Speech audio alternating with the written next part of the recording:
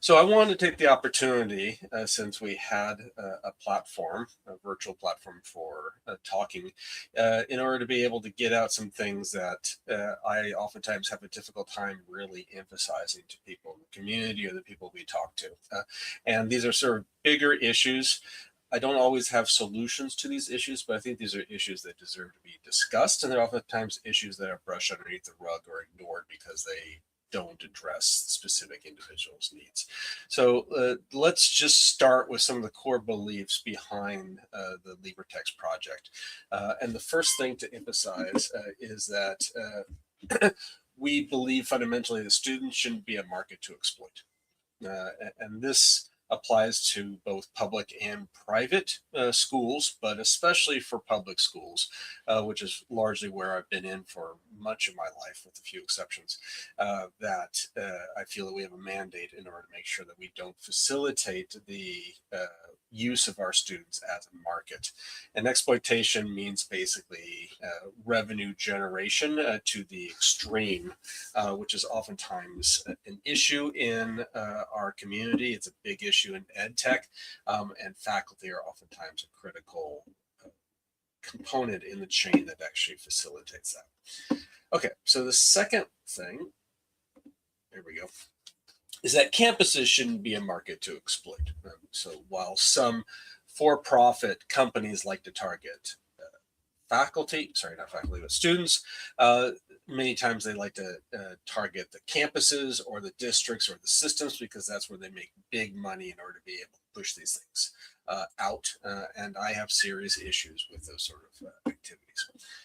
Lastly, I believe that instructors should have full capabilities in terms of building the resources in their classroom, because under most circumstances, instructors of record have academic freedom in order to craft the presentation, the style, the pedagogy for their classroom, and they should be given the opportunity in order to do so if they decide to go about doing this.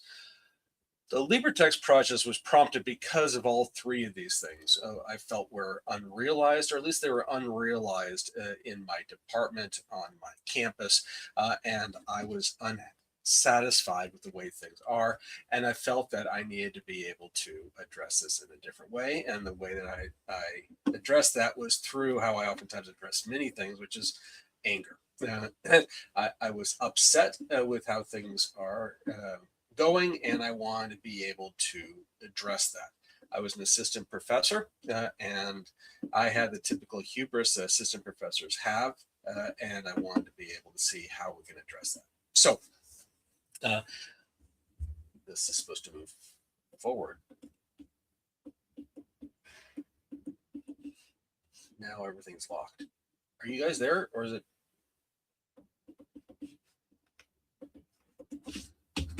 Oh, okay.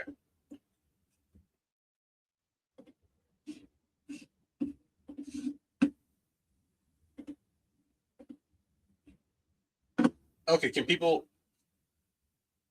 see me? Something happened with everything. Okay, so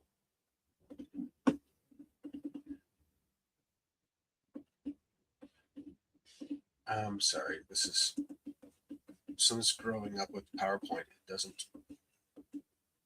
There's some conflict in technology. I'm going to try this one more time and go to this slide. Maybe it's the Java. Okay, so are you guys still there? Trying to find, there we are. Okay, so again, I apologize for that. PowerPoint wasn't playing well with other things on my screen. So I had three general topics I wanted to discuss. The first one is who we are. This was touched upon a few times in the last day and a half.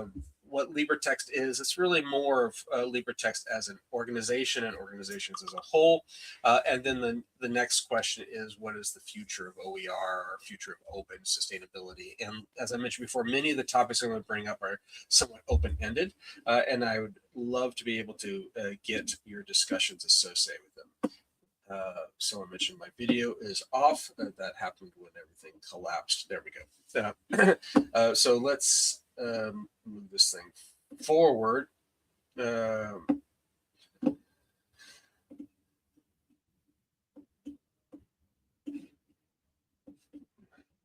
sorry, too many screens or too many. Okay, here we go. Okay, let's start in the beginning. So in the beginning I was born at 3:35 p.m. in Anchorage, Alaska, November 6, 1972. And I bring this up not because I want to talk about me per se, but it's hard to actually talk about the origin of LibreTexts with at least talking about where I came from and why I actually go about doing it. Alaska itself is not necessarily as important as taking baths, as you can see here. Um,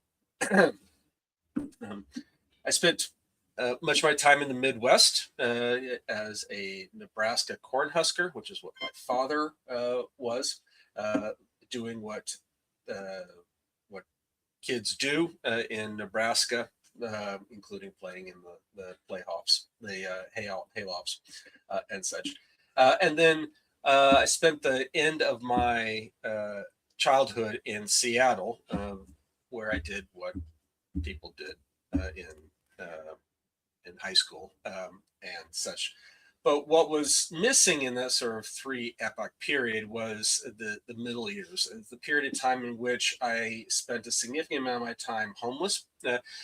Most of the time living in a truck, or this truck or multiple other trucks that my father owned, and parking in various places. Many of them was behind Denny's restaurant here in Linwood, Washington. And I worked a little bit 2 buildings over when I was at Kentucky Fried Chicken for my freshman and sophomore year in high school. So what got me out of this situation was affordable education.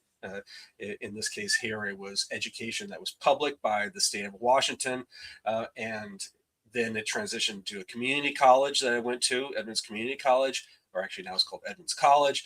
Then it transitioned into the University of Washington, and then at that point I left Washington State to pursue education in Illinois, in California, and also in Europe.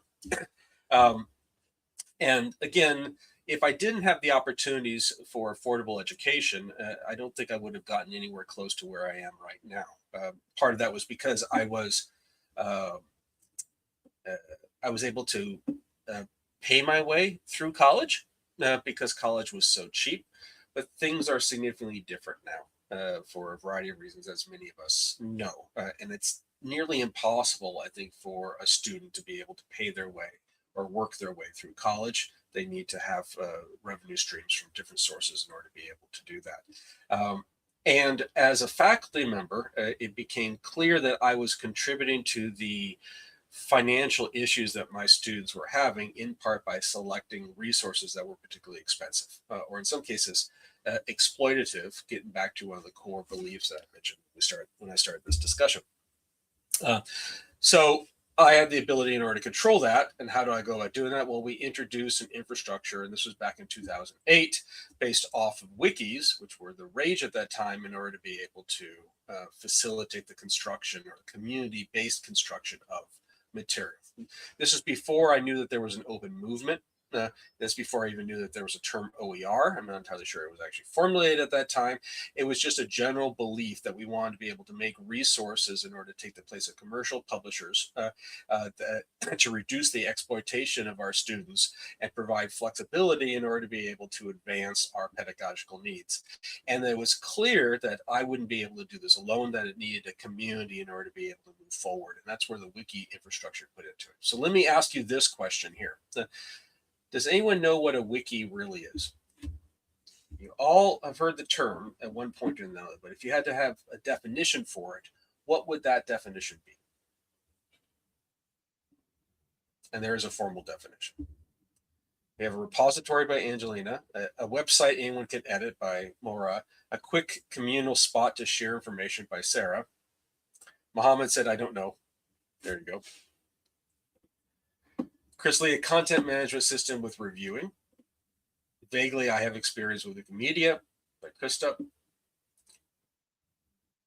and such. Does anyone know what the word wiki means in the Hawaiian language? Without going quickly to Google it.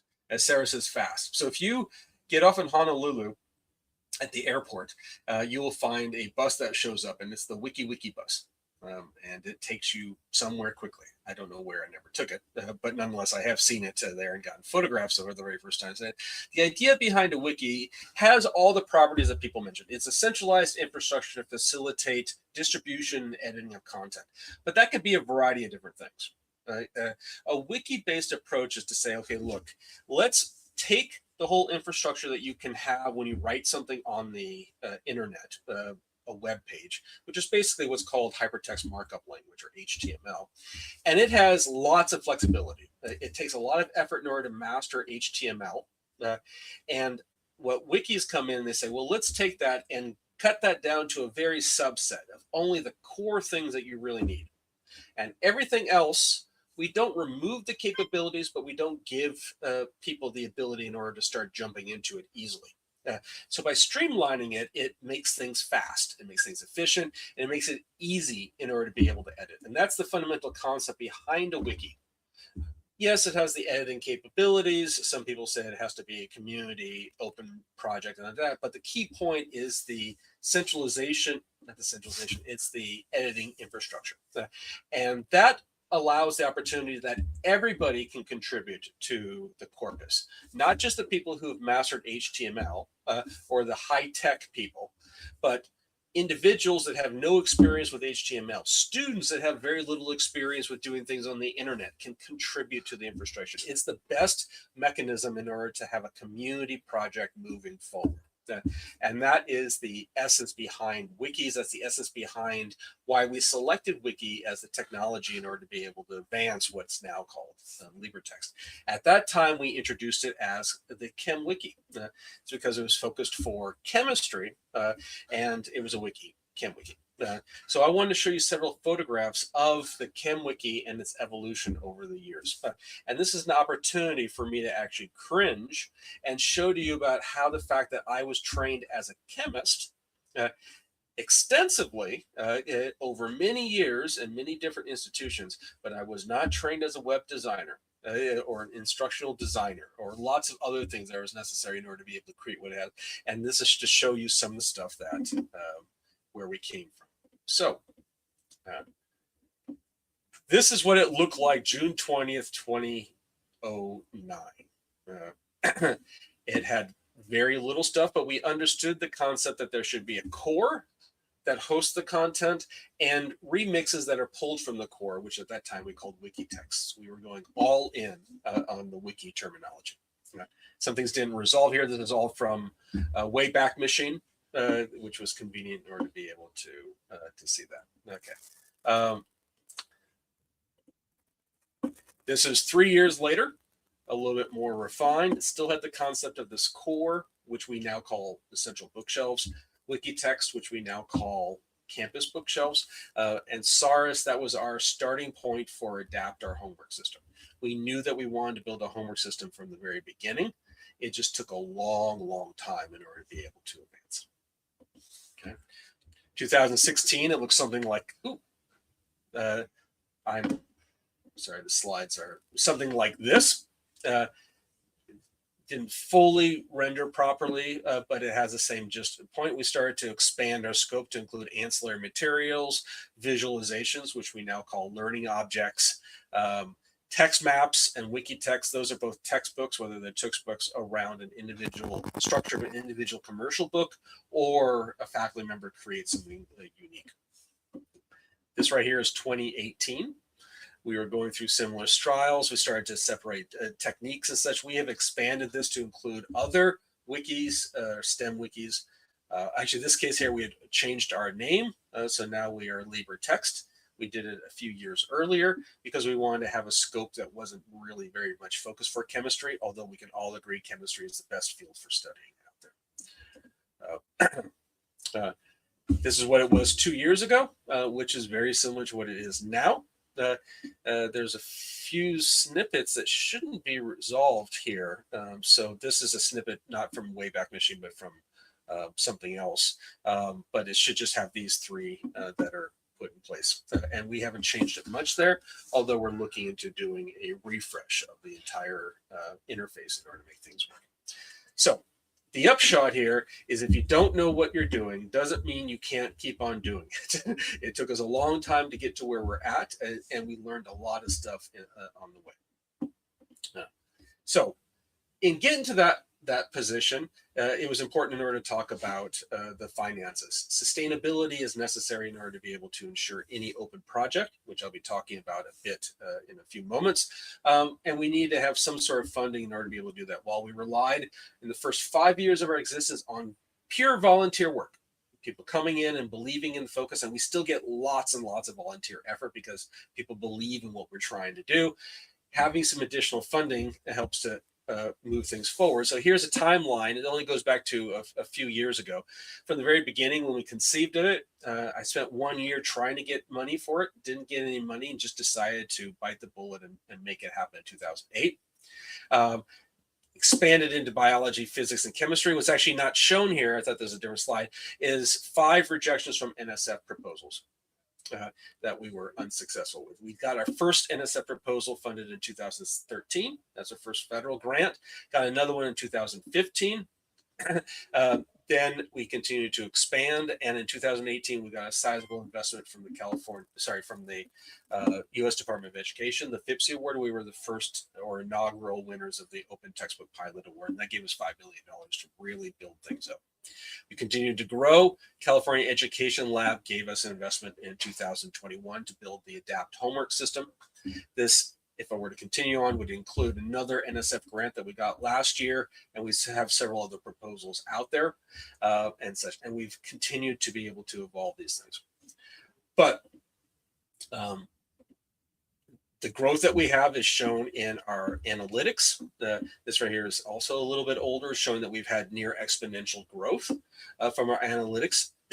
I'll mention that this has started to go down, but that's going down because AI is destroying the whole ecosystem in terms of the whole internet in terms of how to evaluate statistics, because more and more traffic is not human, and trying to separate human from AI and scrapers and such that is causing lots of issues for us, and the analytics start to go awry. But nonetheless, you can see that we've been growing quite steadily since we started this. So that's fine and dandy. That gives you a little bit about where we're at, why we're driven to what we've done, and some of the approaches that we've used in order to be able to grow. We knew in 2021 that we needed to be able to take a left turn of sorts from the approach that we were doing, which was largely as a as a project that was grassroots, housed at University of California, Davis, where I'm a professor at, and start to expand it into something else. So these are some of the options that we had available. We could stay as a grassroots project, keep on doing what we were doing, keep on growing as we were growing, but limited by the fact that we have to operate within UC Davis's infrastructure. And that not only adds bureaucracy, it adds limits to how we can actually operate. The second one is that we can generate an entity outside of campus. We can make it private or a sole proprietorship in order to do that, and we can make money off of that. Now, if you've been following what I've been saying before, you see that does not align with our core beliefs in general, making profit. So we were not terribly excited about that option. Option 2 is we can go full commercial incorporation. So we can generate a limited liability company, an S corporation, a C corporation, and this is still a for-profit organization that's just incorporated so that it has special protections that you don't get with a sole proprietorship, but it has the same philosophy underlying making money that is different from what we wanted to be. So we took the last option, which is the public benefit corporation, or basically what is a not-for-profit organization, and that's what we did. So we became a public benefit corporation in 2020. We got a not-for-profit status, 501c3 from the IRS. That means that we can operate without paying taxes. Simplifies things, but that's a key point. So we operate without making profit, and we operate without making taxes. I do this because there's a lot of activity in the community from people who are not-for-profit or organizations that are not-for-profit, but also a lot of activity for full commercial enterprises. And it's important in order to be able to recognize these two because the mission is critical in terms of identifying them. And we want to be able to define this. And it's also important in order to be able to recognize that situations happen where for-profit companies act like for-profit companies.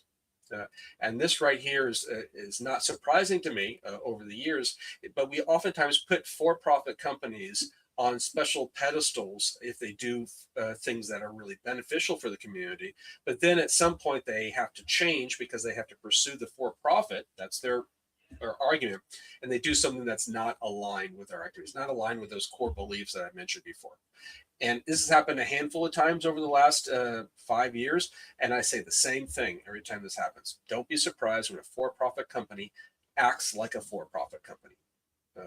And I encourage you to keep that in mind when you actually interact with other companies, to actually recognize what are their goals, what are their priorities, because those priorities and those goals are reflected in the way that they are incorporated, the way that they operate. And such. And we are very careful in order to operate in a not-for-profit way. So, what does that mean from a functional perspective of an end user? Well, providing things online could be done in either way, and that is freely available, and that's where you're going. But in terms of sustainability or something like that, not-for-profit does not mean no revenue. It just means that the revenue comes in, handles the cost, and the profit doesn't go to any individual person. I have never been paid by LibreTexts Inc. For any of the projects that I've been doing. This also means that we don't have to incur additional costs by paying taxes. So when we ask for people contributing to our project via membership in LibreNet or other things like that, we're able to cut out the middleman for profit and make the costs significantly reduced. So that's the reason why we're able to operate at a lower cost than other for-profit companies, because not only are we not making a profit, no money's going into the CEO's pocket, which is my pocket, and we are not paying Uncle Sam. Or any other uncle company or state or whatever, in order to be able to facilitate what we do. So in case you're wondering about that. So I want to be able to just try to ask what your priorities are off of here. So if you're familiar with the formal definition of open, you'll know that open does not mean free, even though we oftentimes equate it. And free does not mean open. Does everyone understand that difference, or does it require a little bit of a discussion in order to be able to address that?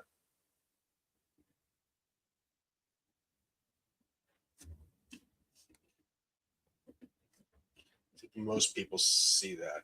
So the actual definition of open in this case here means that you have a resource that's openly licensed.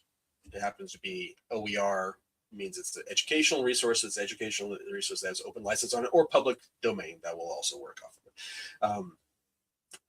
Nothing says that you can't sell that, and nothing says you can't sell it for profit unless you have a specific license that actually precludes that. For example, the non-commercial license really means that you can't sell content for profit, but you can sell profit. You can sell OER for cost. And that's the way that we actually operate out there. So we like to believe that open equals free because that's the mission. That's what we're going to for here, but it doesn't have to be.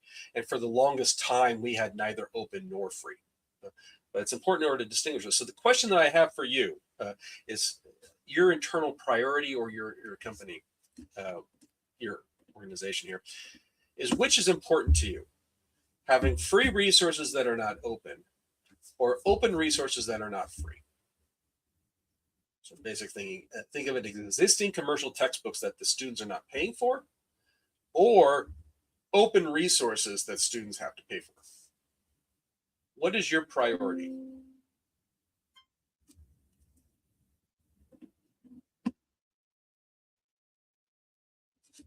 And I'm always interested in talking about this because different people have different responses. So if you say open, you're saying it's okay for students to pay for the textbooks. Chris wants neither. I want resources that are appropriate for my education available for students. Just resources in general, great. Got free, open. So it's a range of here, and I'm not saying one is right versus the other. It's a personal decision off of here in order to be able to figure this thing out. Would I have started this whole path if my resources were free in the beginning? And I'd open. The answer is no. If I were able to pick the textbook off my shelf and say, this textbook right here is free for my students, it would handle 2 of the 3 core beliefs, and it would be enough for me not to be pursuing these things, and I'd be pursuing something else. It was cost that was one of the driving forces that we have here. But power, utility, and the aspects of open comes into in order to be able to benefit us out there. But it's worthwhile in order to be able to value, because there are organizations out there that provide OER but charge for it, and there are organizations out there that provide not open stuff but give it out for free. And it's worthwhile in order to pay careful attention to that as you actually evolve, because that gets muddled down in the community, especially the lay community that we interact with. So. Okay, I want to. I know 1 minute over. I'll end this in a couple minutes, and I want to just talk about sustainability. So the open community is maturing over the last 15 to 20 years. And there's been lots of growth. There's been lots of project development. There's been a lot of project collapse. So many projects have had sustainability issues that have been very good projects in order to be able to advance either the free aspect that I was talking about before or the open. But there have been issues. For example, earlier or at the end of last year, OERU announced that they had issues with their infrastructure. It's a New Zealand OER project that's actually quite global. Campus Manitoba did close down, I think, 2 weeks ago. And that was a project pushing open. And they had even a Pressbooks instance in order to be able to host some of their sites in order to move forward. OpenStax is doing perfectly fine financially, but they have changed their licensing from CC BY, the most open license that you can have outside of public domain, to CC BY NC share alike. So this is the first step in terms of having stronger control over their OER, which I think is a mechanism in order to create revenue. And they need that for sustainability purposes because they're also a not-for-profit organization. Boundless, if you're unfamiliar with them, was a for-profit company out of Boston that took materials and repackaged them into textbooks that they then sold. Mostly Wikipedia, but they did some other resources out there too. They collapsed a decade ago, largely due to financial legal issues that they had with the corporations, with commercial publishers. It's an interesting story of that. Lumen Learning is still going strong. I heard that they just started to get into the black the first time, but they used to host a lot of materials for people to be able to access without having to pay to tap into their stuff. They've got rid of that about 5-6 years ago, much to many people's displeasure. So they're largely a protected environment in order to tap into their OER.